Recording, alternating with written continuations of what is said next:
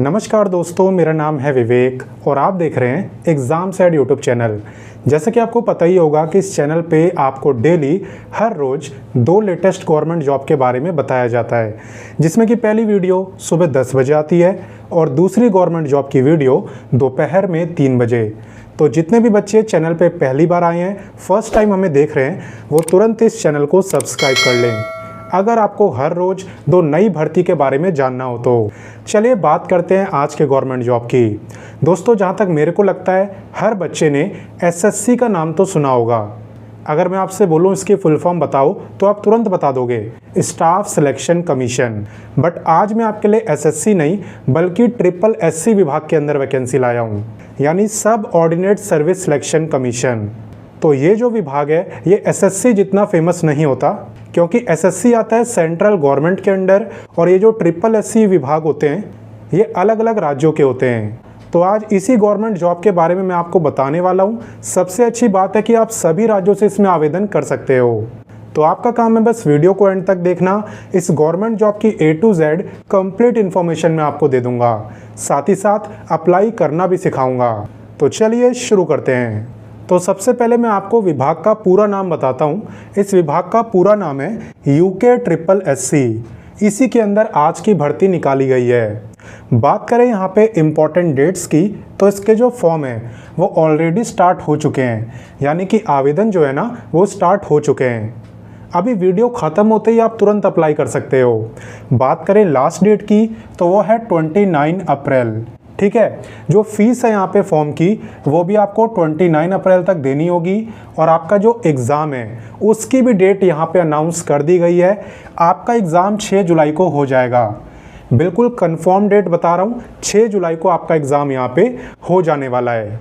तो चलिए आगे बढ़ते हैं और जानते हैं क्वालिफ़िकेशन आपको थोड़ा ध्यान से देखना होगा ताकि आप कंफ्यूज ना हो।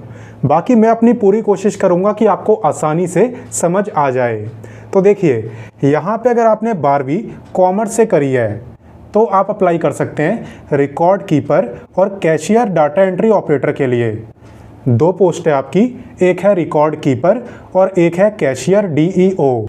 तो जो रिकॉर्ड कीपर की वैकेंसी है ये बिल्कुल परमानेंट है, परमानेंट गवर्नमेंट जॉब है। और ये जो आपकी कैशियर की वैकेंसी है ना, ये है आपकी कॉन्ट्रैक्ट बेसिस। और एक और कंडीशन यहाँ पे कैशियर में रखी गई है कि कैशियर में आप तभी अप्लाई कर पाओगे जब आपने इसी स्टेट से 12वीं करी हो जिसमें ये वैकेंसी आई है। हालांकि रिकॉर्ड कीपर में ऐसा नहीं है, इसमें आप किसी भी राज्य से आवेदन कर सकते हो। आपने 12वीं कहीं से भी करी हो उससे कोई फ़र्क नहीं पड़ता। आगे बात समझ। चलिए अब देखते हैं ग्रेजुएट की पोस्ट। यहाँ पे अगर आपने कॉमर्स लाइन में ग्रेजुएशन करी है, यानी मान लो आपने BCom करा हो, BBA करा हो, ठीक है, कॉमर्स लाइन में अगर आपने ग्रेजुएशन करी है ना तो आप अप्लाई कर सकते हो असिस्टेंट अकाउंटेंट के लिए और ऑफिस असिस्टेंट के लिए। असिस्टेंट अकाउंटेंट की जो पोस्ट है ये परमानेंट है, यानी पक्की सरकारी नौकरी है, और वहीं पे ऑफिस असिस्टेंट की है कॉन्ट्रैक्ट बेसिस। तो मैं पहले से ही क्लियर करता जा रहा हूँ ताकि आप परमानेंट के लिए अप्लाई करो, कॉन्ट्रैक्ट के लिए नहीं। और यहाँ पे दोस्तों आप चाहे किसी भी पोस्ट में अप्लाई कर लो, सभी में आपसे टाइपिंग मांगी गई है। टाइपिंग स्पीड वैसे ज़्यादा नहीं मांगी, बहुत कम मांगी है। चलिए मैं आपको बताता हूँ।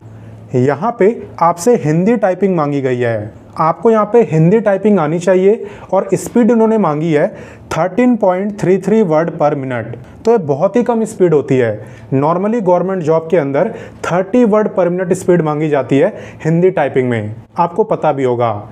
लेकिन यहाँ पे 13.33 वर्ड पर मिनट स्पीड मांगी गई है, जो कि बहुत कम है। और बाकी यहाँ पे अगर आप ऑफिस असिस्टेंट के लिए अप्लाई करते हो ना, तब आपको इंग्लिश टाइपिंग भी आनी चाहिए और हिंदी टाइपिंग भी। तो यहाँ पे ऑफिस असिस्टेंट के अंदर जो इंग्लिश टाइपिंग की स्पीड मांगी है वो मांगी है 23.33 वर्ड पर मिनट और हिंदी की मांगी है 20 वर्ड पर मिनट। ठीक है, आगे आपको क्वालिफिकेशन समझ। तो चलिए आगे बढ़ते हैं। तो चलिए अब मैं आपको सैलरी के बारे में बताता हूँ। सैलरी आपकी पोस्ट वाइज रहने वाली है, यानी सभी पोस्ट की अलग अलग है। जैसे कि यहाँ पे अगर आप असिस्टेंट अकाउंटेंट में अप्लाई करेंगे तब आपका जो बेसिक पे है वो है 29,800। वहीं पे HRA, DA, अदर अलाउंसेस सब मिला देंगे जब हम, तो आपकी टोटल सैलरी हो जाएगी 60,000 यानी 60,000 पर मंथ। ऐसे ही दोस्तों अगर आप रिकॉर्ड कीपर में अप्लाई करते हो तब आपका बेसिक पे है 29,200, वहीं पे अलाउंसेस मिला देंगे तो 58,500 टोटल सैलरी हो जाएगी। ऐसे ही दोस्तों अगर आप ऑफिस असिस्टेंट में अप्लाई करते हो तब आपका बेसिक पे है 27,200 और अलाउंसेस मिलाने के बाद आपकी सैलरी होगी 56,000। और अगर आप अप्लाई करते हो कैशियर के लिए, कैशियर डीईओ पोस्ट का पूरा नाम है, इसका बेसिक पे है 21,700 और अलाउंसेस वगैरह मिलाने के बाद 45,000 पर मंथ। तो पोस्ट वाइज मैंने आपको सैलरी बता दी। चलिए आगे बढ़ते हैं। अब बात करते हैं यहाँ पे एज लिमिट की। एज यहाँ पे आपकी काउंट होगी 1 जुलाई 2025 से और यहाँ पे पोस्ट वाइज आपकी एज रहने वाली है।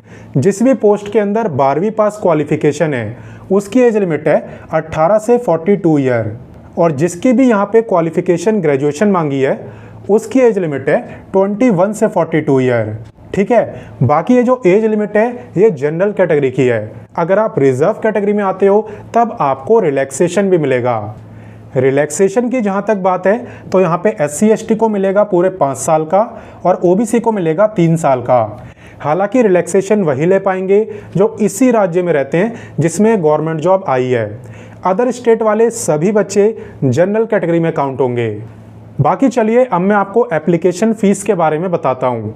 एप्लीकेशन फ़ीस की जहाँ तक बात है तो जनरल, OBC और EWS की फ़ीस है 300 रुपये, वहीं पे SC ST, EWS और फिजिकली हैंडीकैप्ड की 150 यानी 150।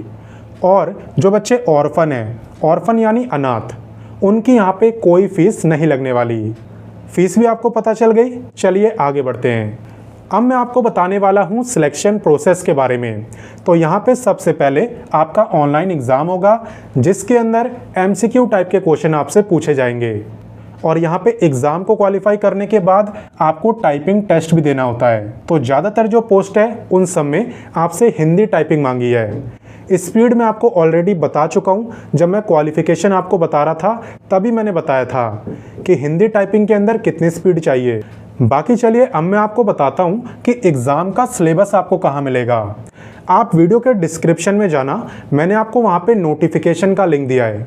और सिर्फ नोटिफिकेशन ही नहीं, नोटिफिकेशन हो गया, अप्लाई हो गया, ऑफिशियल वेबसाइट हो गया, तीनों लिंक हम वीडियो के डिस्क्रिप्शन में देते हैं और वो भी हर एक वीडियो में। तो सिलेबस के लिए आपको नोटिफिकेशन वाले लिंक पे क्लिक करना है। क्लिक करने के बाद आप जाना सीधा पेज नंबर 18 पर। पेज नंबर 18, 19, 20 और 21, इन 4 पेजों पे आपको डिटेल में कंप्लीट सिलेबस दिया हुआ है। ठीक है, सब कुछ बताया हुआ है कि कौन कौन से टॉपिक्स आपको पढ़ने हैं। वो सारे टॉपिक्स आप पढ़ लेना, आपका पूरा सिलेबस कवर हो जाएगा। तो ये तो बात हुई सिलेक्शन प्रोसेस की। चलिए अब जानते हैं कि आप इस वैकेंसी में अप्लाई कैसे कर सकते हो। तो फिर से वीडियो के डिस्क्रिप्शन में जाना, वहाँ पे इस बार आपको अप्लाई लिंक पे क्लिक करना है। अप्लाई लिंक पे क्लिक करने के बाद आपका सबसे पहला काम है रजिस्ट्रेशन करना। वहाँ पे आपको रजिस्ट्रेशन का ऑप्शन मिलेगा, उस पर आप क्लिक करना और सबसे पहले रजिस्ट्रेशन करना। रजिस्ट्रेशन करने के बाद दूसरे स्टेप में आपको लॉगिन करना होता है, क्योंकि लॉगिन करके ही आप कंप्लीट फॉर्म को भर पाते हो। और फिर सबसे आखिरी में आपको फ़ीस की पेमेंट कर देनी होती है। तो बस 3 स्टेप है, रजिस्ट्रेशन, लॉगिन, फीस पेमेंट, बस। बात करें यहाँ पे जॉब लोकेशन और एग्ज़ाम सेंटर की, तो ये दोनों ही आपका उत्तराखंड राज्य में रहने वाला है। चलिए मैं आपसे एक जीके का क्वेश्चन पूछता हूँ कि उत्तराखंड राज्य पहले किस राज्य में शामिल था। कमेंट करके आप मुझे बताना और गूगल से चीटिंग नहीं करनी। तो मैंने अपनी तरफ से आपको सारी जानकारी दे दी है, फिर भी आपको कोई डाउट हो तो आप कमेंट करके पूछ सकते हो। मेरी यही रिक्वेस्ट रहेगी कि आप इस वीडियो को अपने सभी दोस्तों के साथ शेयर करना, ताकि उन्हें भी इस लेटेस्ट भर्ती के बारे में पता चले। और हाँ, अगर आपको मेरे समझाने का तरीका पसंद आया तो वीडियो को लाइक कर देना, क्योंकि आपके लाइक से मुझे मोटिवेशन मिलता है। बाकी चले मिलते हैं नेक्स्ट वीडियो में फिर एक नई गवर्नमेंट जॉब के साथ। तब तक के लिए अपना ख्याल रखिए। जय हिंद, जय भारत।